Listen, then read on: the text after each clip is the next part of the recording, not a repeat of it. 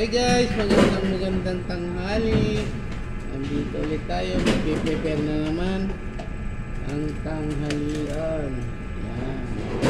Meron tayong tanghalian ng mga empleyado. Resport. So guys, set sa budget.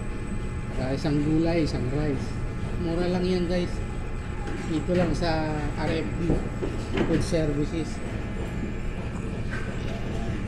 I-prepare tayo. Nandito yung aking mga partner, sisipag na walang kagundangan kasipagan.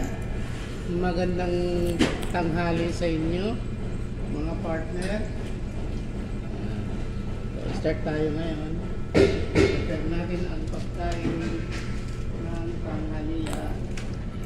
Yan guys, ilagay ko yung ating lalagyan ng postcard. Doon ko ilalagay yung mga pagkain naka-plain wrap. Yan guys, naka-food wrap po yan. Doon ko resport with rice and vegetable. Yan guys.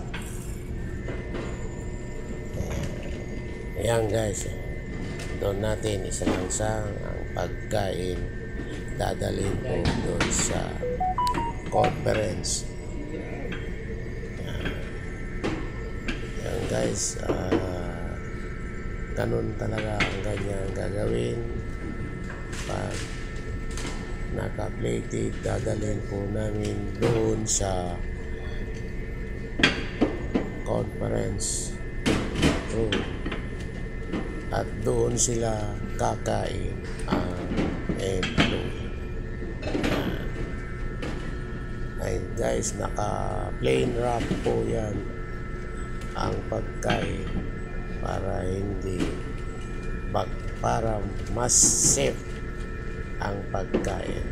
Guys, isang lambing lang, kahit konting lambing lang sa inyo guys. Paki-subscribe aking channel, Ramlab29. Magandang umaga and tanghali sa atin lahat.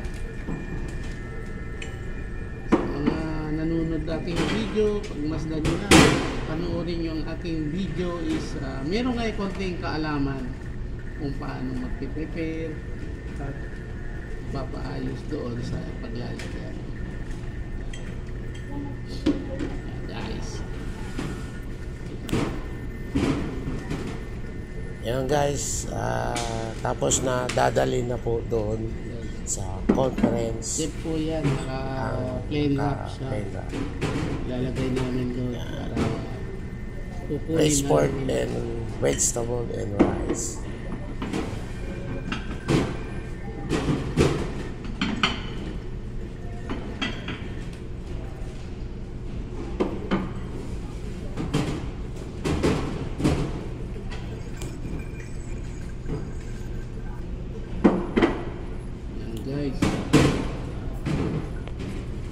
yung guys, tapos na yung pag-prepare, dadalhin natin doon sa kabila, sa conference room.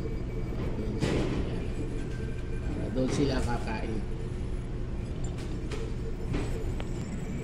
Yan guys, dito na yung pagkain nila. Yan guys, nandito na yung ating pagkain. Antayin na lang ang ating customer.